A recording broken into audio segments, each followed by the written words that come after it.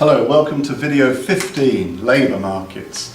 Labour markets can be thought of precisely in the same way as any other micro market in terms of demand, supply, equilibrium.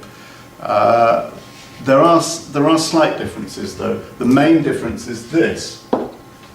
What's different about labour markets? Not much, except you've got to remember that in labour markets, unlike the markets for goods and services, firms do the demanding, people do the supplying. It is firms demanding labour and people, individuals, supplying their labour for the firms. Okay, but once you've got your head around that, these markets operate precisely like any other market. So let's take a look at a labour market. So here we have the supply of labour and the demand for labour, an equilibrium price and quantity. Okay, the price of labour is the wage rate. So we've got wage rate up here. You might see W, WR, you might see P.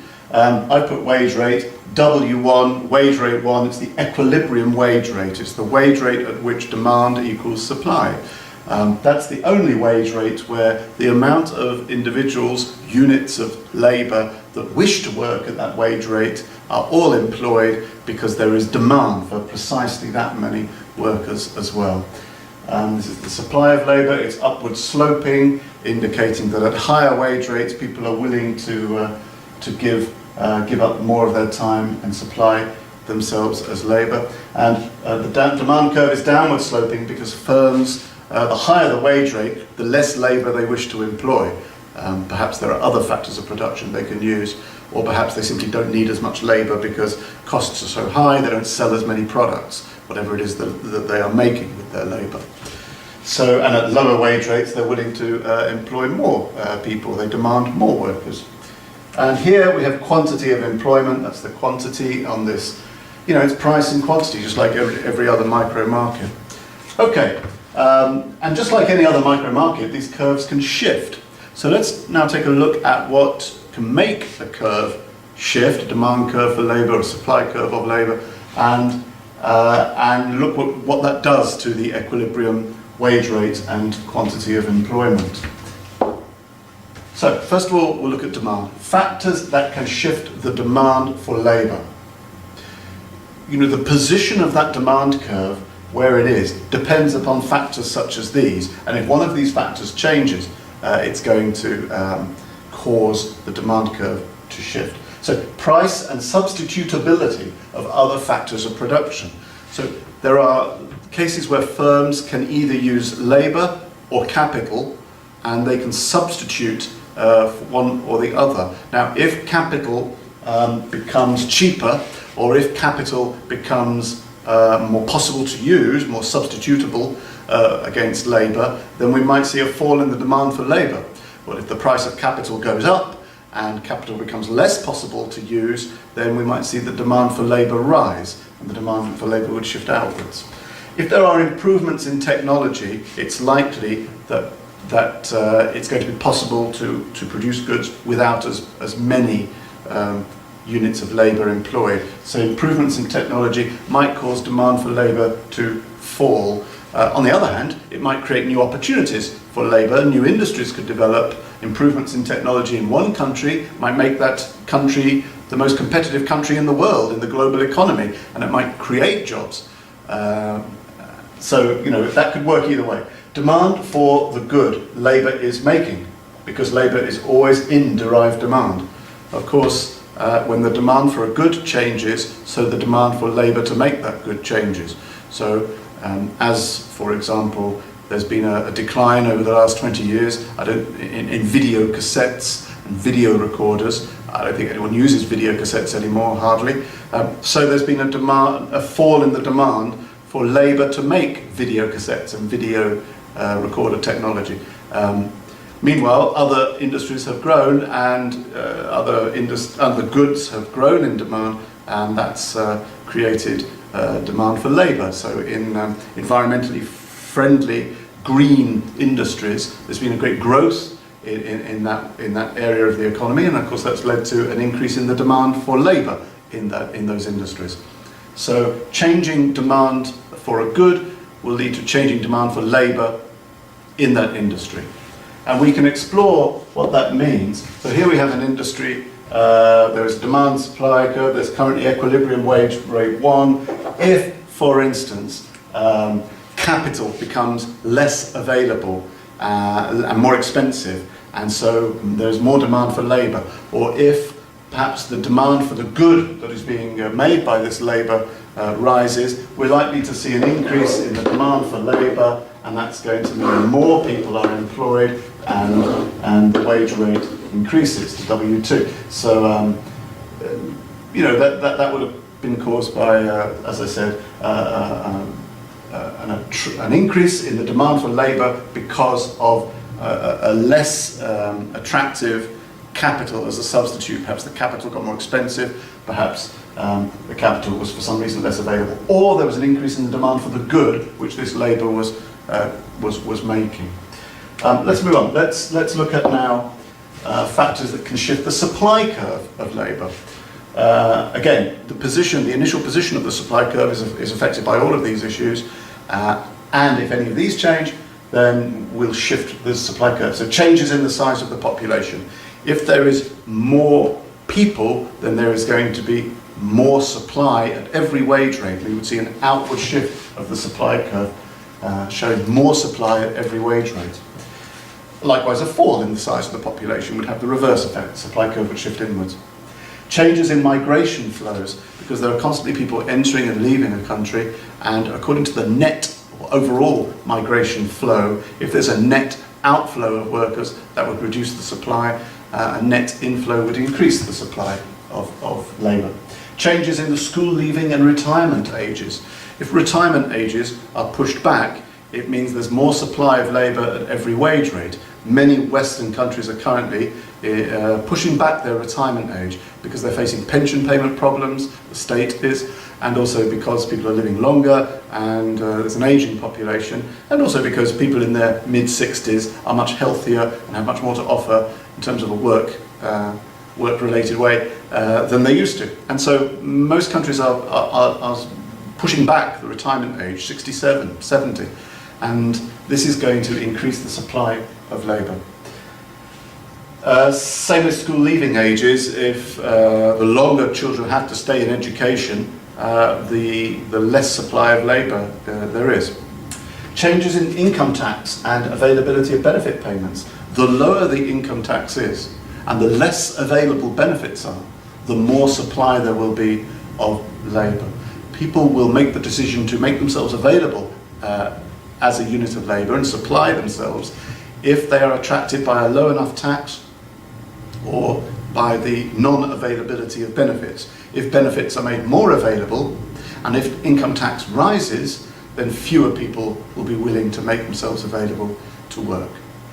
So let's show how any of these things could affect equilibrium wage rate. Let's say that the government passes a law that lowers income tax and also reduces the amount of benefits available to people not working.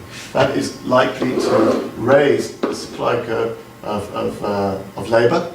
As more and more people at every wage rate say, I'm willing to work, I make myself available to work because I don't get taxed so much, or because the benefits are so poor I can't live on the benefits. And that's going to have the effect of lowering the wage rate and increasing the quantity of people working. This effect could also have been had if more people entered the country than left the country, or if the size of the population grew or retirement age was pushed back. And the opposite would be, of course, an inward shift of the supply curve for the reverse of all of those issues. Okay, let's have a quick look at wage elasticities. You know, wage elasticity of demand, wage elasticity of supply. It's just a further application of elasticities, price elasticity, in fact, that you've already learned and understood. So we can apply this to labour markets, and this may or may not be on your syllabus. Ask your teacher or your lecturer, but you should be able to understand this pretty straightforwardly. Wage elasticity of demand, then. It's a measurement of the responsiveness of demand for labour when wages change. In other words, when wages rise, when wages fall, yes, that will affect the quantity demanded by firms of labour, but will it make a big change in how much labour they demand. And you know, I've got two diagrams, two demand curves here, very elastic, very inelastic demand.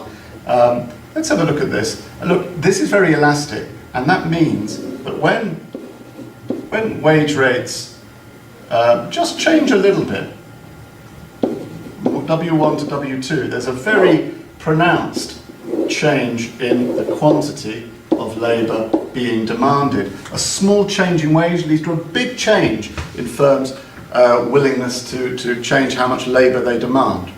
And you know, that's the case when labour is very easily substituted for capital. So a firm which has an easy choice about using machinery or workers may, you know, if the wage rises just a little bit, they may say, right, let's get rid of lots of workers, it's much easier, we can bring in capital and use that now, because it's so easy to substitute one for the other. That would be an example of when there would be very elastic demand.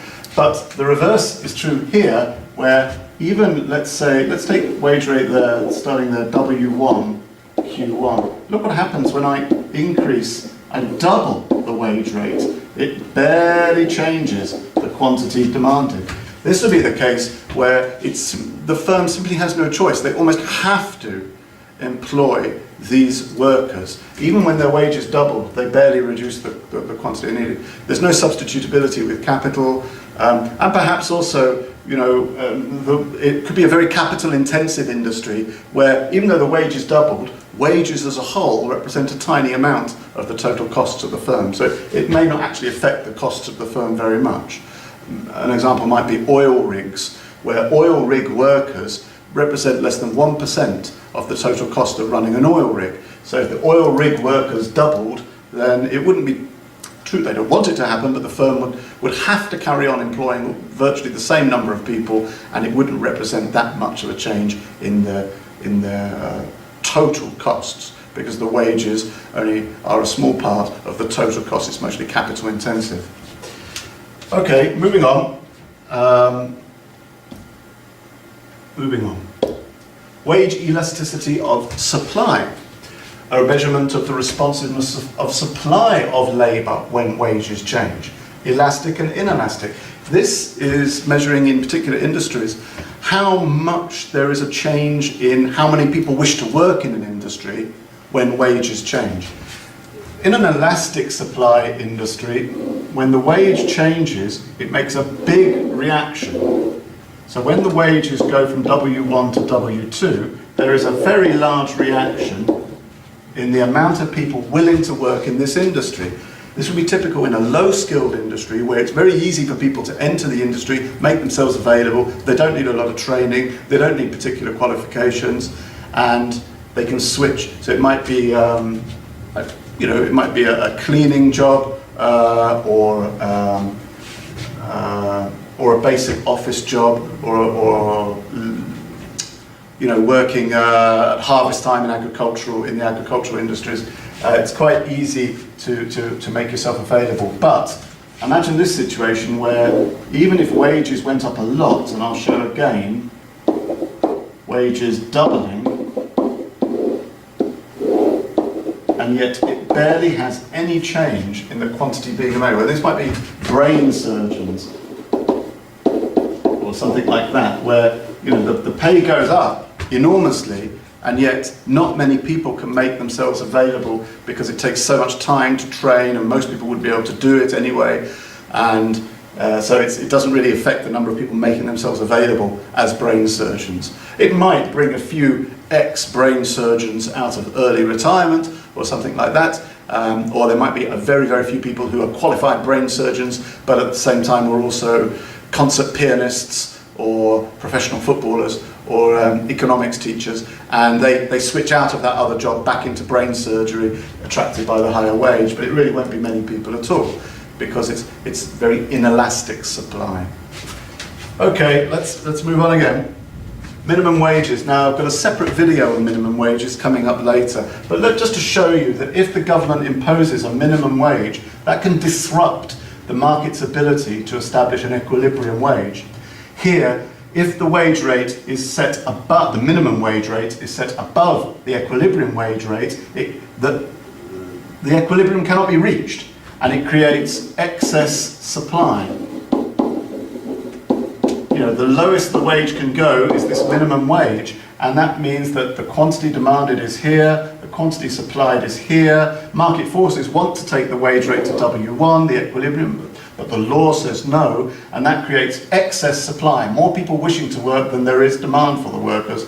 That's unemployment. Excess supply is unemployment in a labour market, and we look at that later when we look at market failure in labour markets.